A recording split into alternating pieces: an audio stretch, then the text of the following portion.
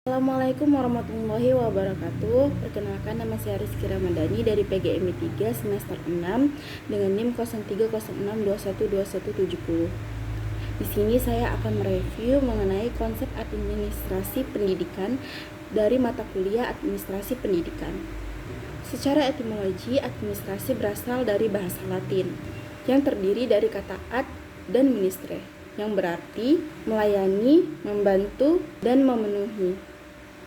Menurut Muhammad Rifai, jika administrasi ditelaah arti katanya itu asal dari kata ad dan ministre yang berarti bantuan.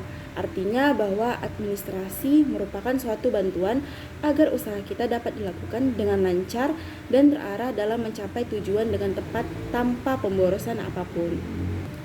Nah, di sisi lain mengenai pengertian administrasi pendidikan, para ahli mengemukakan beberapa pendapat mengenai pengertiannya.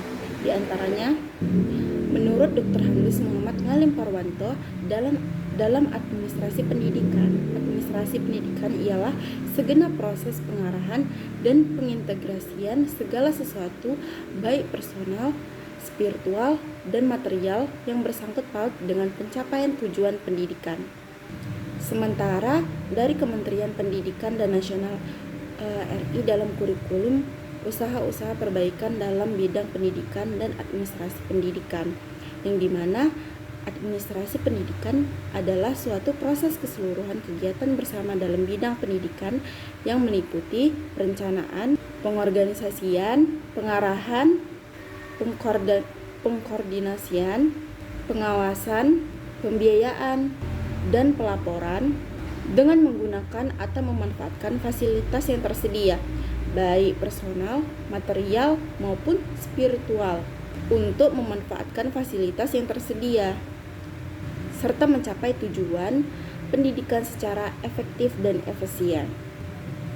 Adapun tujuan administrasi pendidikan adalah untuk meningkatkan efisiensi dan efektivitas. Nah, di mana efisiensi itu merupakan tepat guna dari pemanfaatan dari administrasi pendidikan. Misalnya pemanfaatan dari penggunaan anggaran itu yang disalurkan terhadap fasilitas-fasilitas yang ada di sekolah misalnya. Nah, lalu untuk efektivitasnya itu seperti apa? Nah, dari efektivitasnya itu yaitu tepat sasaran, di mana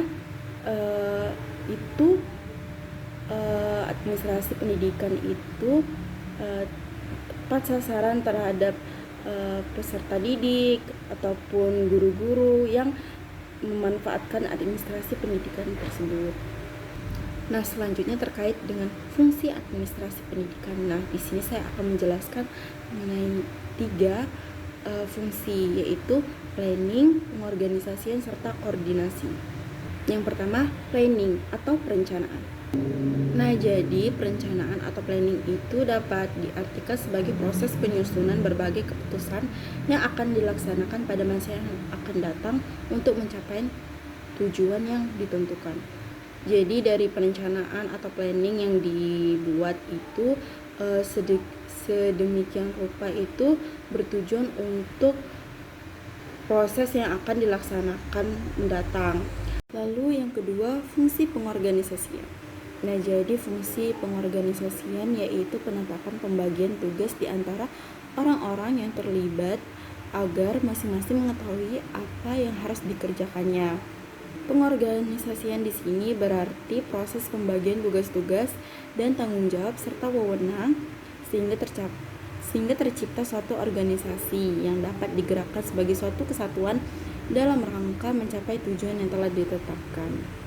Nah, bisa kita lihat di lembaga pendidikan itu seperti di sekolah terdiri dari beberapa susunan seperti kepala sekolah, wakil kepala sekolah, tata usaha, serta jajaran-jajaran yang ada di bawahnya seperti guru-guru, anggota-anggota lainnya. Selanjutnya itu yang ketiga, koordinasi. Nah, dalam menjalankan pendidikan, pengaturan waktu merupakan hal yang terpenting karena ada kegiatan yang harus didahulukan atau bersamaan, dan itu semua dikoordinasikan oleh seorang pemimpin. Tanpa pengkoordinasian yang benar, maka tiap komponen seperti guru dan karyawan pendidikan lainnya. Saya rasa cukup sekian dari review yang saya bawakan. Lebih dan kurang saya mohon maaf. Wabillahi taufiq wal hidayah. Wassalamualaikum warahmatullahi wabarakatuh.